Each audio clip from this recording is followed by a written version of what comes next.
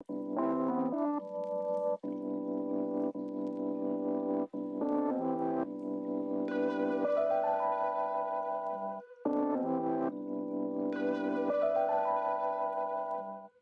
everybody, welcome back to my channel. If you are new here, my name is Issa and this is the channel where I monologue, hence the name Issa Monologues. So right now I'm going through my pregnancy journey as a first-time mom, and I wanted to be able to share my experiences with you guys, because I know when I was just like throughout the whole pregnancy and prior to then, I'm constantly looking up during this week, during that week, first trimester hacks, those kinds of things. So I'm documenting my whole journey on YouTube.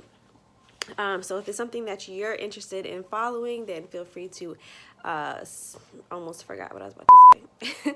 So if that sounds like something that you'd be interested in following, then go ahead and subscribe to my channel, because there will be plenty more videos where that came from. So today specifically, I wanted to talk more in depth about weeks 6 through 10 of my pregnancy, which was in the first trimester. I'm way past those weeks now, but I'm kind of like just now catching up on certain videos that I didn't do throughout, and so I could post them in a chronological order. So this was the next one, and weeks 6 through 10 were by far the most difficult weeks that I've had up to this point, and I'm in my third trimester. I know I'm making this like really late,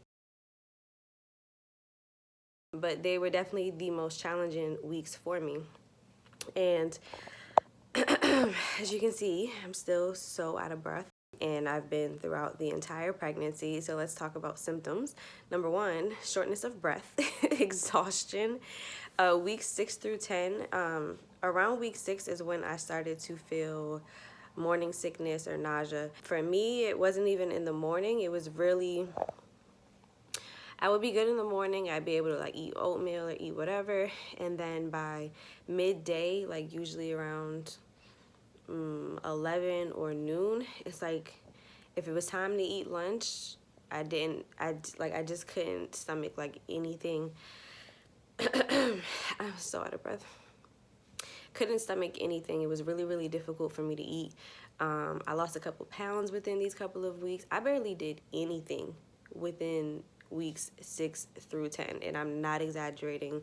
I barely did anything. I was always laying down, like always laying on the bed or on the couch. I took naps galore, just to, like, you know when you feel sick and you don't even know what to do with yourself to feel better, so you just like take a nap. My body was going through so many changes, obviously, you know, producing a baby and a placenta, because at the time the placenta is not yet taking off that load, right? So your body's doing everything, and I'm so out of breath. But I didn't have the energy to do anything for like 4 weeks straight. It was crazy. During that time, I don't know if I mentioned this already, but I did lose a couple of pounds because I wasn't eating as much. So to combat that, like the nausea, I'm not really a medicine person. I'm more so like into homeopathic remedies and things like that. So I didn't take anything to combat that, but I know they have like ginger drops. I didn't try them, so I can't tell you how that is, but if you're looking for remedies, they do have like little like candy type of ginger candies that you can take to alleviate some of that. Ginger in general is actually really good for stomach pains and nausea and things like that. So like I said, I didn't take any, so this is not an endorsement of them. I'm just saying that that's a natural thing to do. Aside from that, I know it wasn't the best choice for me to be napping all the time in order to feel better, because it didn't really, I mean, it wasn't like a real solution, you know. But I was also equally as tired. So I was so exhausted. So exhausted all of the time. And it's hard during that time because it's like you're not showing at all. So, and you're probably not telling people really or a lot of people anyways, that you're pregnant, for people to even understand why you look like you can't do anything. So it's just a difficult time, and it's like you're not telling people what's going on here. So much is going on with you and your body, and you feel, well, I know for me personally, I felt like really weak, and I felt like I had like no stamina. I was in the shower literally like bent over after every couple of minutes, like just trying to catch my breath back and finish washing up to get out of the shower. And like I just was so exhausted all the time. I would literally wake up in the morning after a good 8 to 9 hours of sleep and feel like I just stayed up all night and did a double and was on my feet. Like, that's just how I felt all the time, to give you a perfect analogy. And I know everybody doesn't experience the same symptoms, or maybe not to the same extent either, but this was definitely the most challenging time of my pregnancy. And it just felt like the longest 4 to 5 weeks of my life. Like, no exaggeration. It was really, really difficult. But dang, I mean, that's literally, oh, I hate how you can see the shadow of me holding my phone up. But yeah, most of the symptoms that I had, okay, so, oh, I was also getting up to pee in the middle of the night. Throughout the day, I always had to pee. I always had to take a nap. I always had to, well, I always felt nauseous. So I only actually threw up, like literally threw up maybe like 5 times or so. And that's like throughout the whole entire pregnancy. And one thing that would kind of trigger the actual vomit to come out would not necessarily be just because I felt nauseous, because I would just lay down and take it easy. I drank a lot of water. This was before I was getting like my sweet tooth cravings and stuff like that, so I was still just drinking water, no juice, no soda. It was just kind of sticking to my regular diet for the most part. I feel like I'm everywhere with this video because I'm just like thinking of things randomly. But another thing that would kind of hold me down when I didn't really want to eat anything or eat anything heavy, I didn't want to eat anything dairy, which is like so opposite for me. I'm like a cheese lover, but I just couldn't because it was just too much on my stomach where I felt like I was gonna throw up. So I had a lot of trail mix, you know, like the assorted nuts like almonds, cashews, peanuts, and then they would have like little dried fruit in them, sometimes the ones with M&Ms. But that really did hold me down. And this arm is getting so tired. So that really held me down for a good amount of time, because nuts are full of protein, which is also really good for you. And then it'll actually just kind of make you feel full for longer. So that was good. Crackers, I did the crackers thing.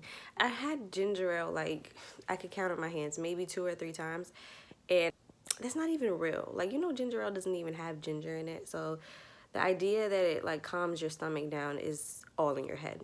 Seriously, if you didn't know that. But I did have some because I just wanted something other than water, and that's what was available. So I feel like maybe like the first couple sips of that was just, you know, something different than water, like I said. But altogether, the ginger ale actually, it was too, because, you know, there's like high fructose corn syrup in that, and I don't, prior to being pregnant, I don't really consume that kind of stuff often. I had a pretty good diet as far as being healthy prior to getting pregnant, and I didn't realize it until my diet changed, and I was like, wow, I really was doing a pretty good job.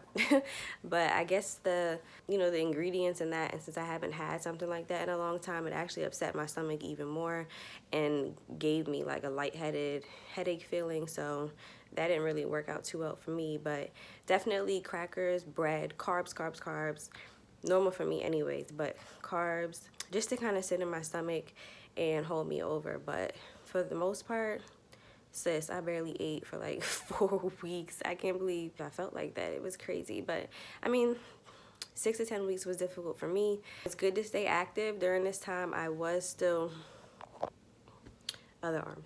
During this time, I was still making time to walk. So either first thing in the morning, I would go to the park and just do like 20 to 30 minutes of walking. The weather was still nice then because it was summertime. Or if not in the morning, then I probably would do it like around the time that the sun would go down. So in the first trimester, I was definitely walking then. Didn't really do that throughout the entire second trimester, and I'm just now getting into the third, and I'm trying. I'm I'm really trying to make this happen. But yeah. So that was pretty much, I feel like as soon as I end this video, I'm gonna think of something else. But for the most part, week 6 through 10 were difficult for me, and just power through, sis. Also, if, you know, like I said, if you're not telling people at this point in your pregnancy, which is common, or if people don't know what you're going through and you're hearing like, or if they do and they just don't really understand what your body is going through, my number one piece of advice would be to listen to your body always, and don't really worry about whatever commentary people may have. Like, my husband didn't really understand what I was, like, my body was going through at that time either, because I think he thought secretly that that I was like making shit up basically, or kind of over exaggerating my symptoms, but there was nothing to over exaggerate. I really, and that's why I said it could make you feel like you feel like you're weaker than usual.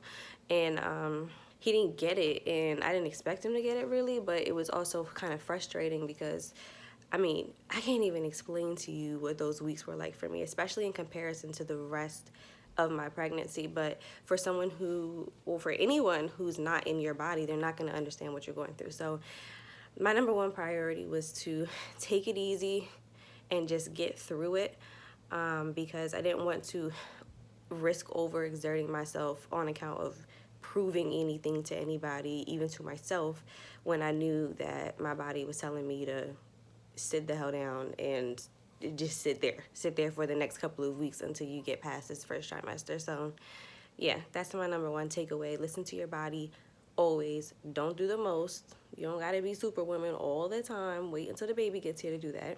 And try to eat. Try to eat something, okay? So my arm is really hurting. I keep rotating back and forth because they're just so tired holding things up.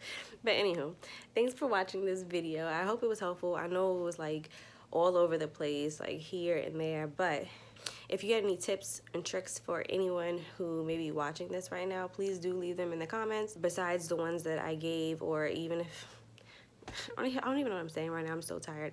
But okay. I just gotta go. I gotta go, guys. Thank you for watching this video, and subscribe if you haven't already, and give this video a thumbs up if you liked it, even though it was all over the place.